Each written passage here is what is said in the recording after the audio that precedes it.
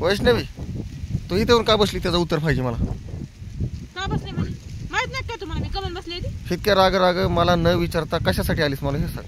नाही त्याचं विचार उत्तर कुठे गेले त्याचं उत्तर तुला द्यावंच लागत नाही तर तुला हिथंच कोप करून देईन मी कारखान्यासारखी. मला एवढं सांगा तुम्ही मी येऊन तुमच्याच रानात बसले मी काय कुठे गेले का लोकांच्या दारात हुंडाळीत. हा तो उत्तर पाहिजे तुम्हाला. कमन बसले तुम्हाला माहित नाही सारखं 10 तास शांत बोलतात का तुम्ही कधीतरी. हा मला न विचारता कशासाठी आली सांग. तुम्ही विचार करतात का माझ्या मनाचा कधी स्वतःला माझ्या जागेवर ठेवून बघा एकदा किती त्रास होतो का मग कळन तुम्हाला. स्वतःला तुझ्या जागेवर काय केली होती चूक मी सकाळी एवढी तुम्ही इतकं नाटक करायला धावायला हाणाय धावायला. हा आरूला मारलंस म्हणून तुला धावलो. आरूला मारलंस म्हणजे नाही तेवढं नाटक करते तशी सवय लागू द्यायची का. सांगा मला लागू द्यायची का सवय. तुमच्या मनाला लागू द्यायची लागू द्या सवय. एकदा वळण बिघडा की बिघड पुन्हा म्हणायचं तुझ्या माईने बिघडे तुझं वळण. तिथं बापाचं नाव नाही येत कुठं पुन्हा डायरेक्ट लोक धाडकुनी म्हणतात माईने हे शिकवलंय का तुझ्या. मला माहित नाही का मी 9 महिने पोटात वागली मला माहित नाही.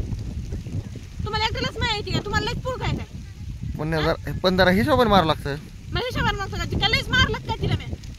तिचा हात दुखायला जाऊन सकाळपासून ती म्हणली मला लिहिताच आहे नाही. मी हातावर तिला तर मारलंच नाही ती खोटं बोलत ती. तिला फक्त एक चापट मारली मी. तू खरं बोलते का. मी खोटं बोलला तर खरं बोलू मला माहित नाही तिची मी इतकी मारीन तिला फक्त एक चापट मारली मी तिला पाठीत. आणि ती पण कशामुळे मारली तिला शिवी दिली म्हणून मी मारली. शिकवतात ना लाड बोबडं बोलती म्हणून बोलायला सांगतात तिला बोबडं बोलायला होतं मुदाम तसंच वळण लागलं ना तिला. चेष्टाने शिकवत असतो का तसं. मग काय शिवाय द्या शिकवते का ती काय पोरग बिरग आहे काय पोरगी ना ती लोकांच्या घरी जायचं तिला. हा पुन्हा कुणी निस्तारायचंय कुणी निस्तारणार आहे पुन्हा. लिकीच्या जाताने गप राहावं लागत असते उलसक. तुम्हाला दोघीला बोलासारखंच नाही. आता काय करतो तुझ्या आई वडिलाकडे तुझा आणि तिथं जाऊन तिला चांगलं वळण लाव. सारखं तर काय बघायला मला आई वडिलाकडे जा आई वडिलाकडे जा म्हणून आणि तसलं वळण लावून असलं.